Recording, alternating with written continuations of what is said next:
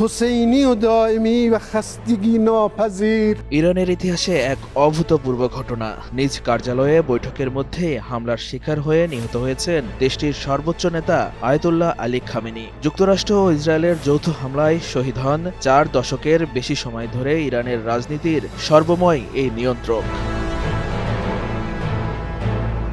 রবিবার 1 মার্চ ইরানের আধা সরকারি বার্তা সংস্থা তাসনিম নিউজ এজেন্সি এবং ফার্স নিউজ এজেন্সি খামেনির মৃত্যুর খবর নিশ্চিত করে। এর আগে মার্কিন প্রেসিডেন্ট ডোনাল্ড ট্রাম্প প্রথম এই দাবি তুলেছিলেন। পরবর্তীতে রয়টার্স দুটি মার্কিন সূত্র এবং সংশ্লিষ্ট একটি সূত্রের বরাত দিয়ে জানায়, শনিবার ভোরে যুক্তরাষ্ট্র ও ইসরায়েলের যৌথ হামলার সময় খামেনি তার শীর্ষ উপদেষ্টাদের সঙ্গে বৈঠকে ছিলেন।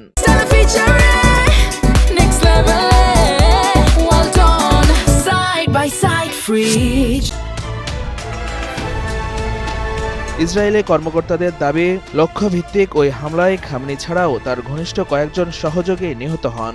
নিহতদের মধ্যে সাবেক ন্যাশনাল সিকিউরিটি কাউন্সিল সচিব আলী শাখানি এবং ইসলামী রেভলিউশনারি গার্ড কোর IRGS এর কমান্ডার মোহাম্মদ পাকপরের নামও উল্লেখ করা হয়েছে।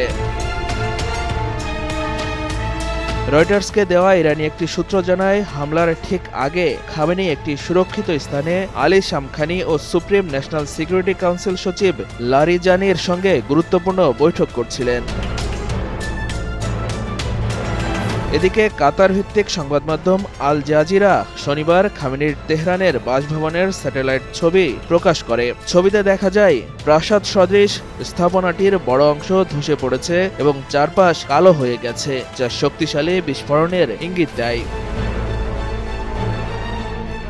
ইরানের রাষ্ট্রীয় গণমাধ্যম ফার্স নিউজ এজেন্সির প্রতিবেদনে দাবি করা হয়, হামলায় খামেনির পরিবারের কয়েকজন সদস্যও নিহত হয়েছেন। তাদের মধ্যে রয়েছেন তার মেয়ে ও নাতি। এছাড়া তার জামাতা এবং পুত্রবধূর মৃত্যুর কথাও জানানো হয়েছে।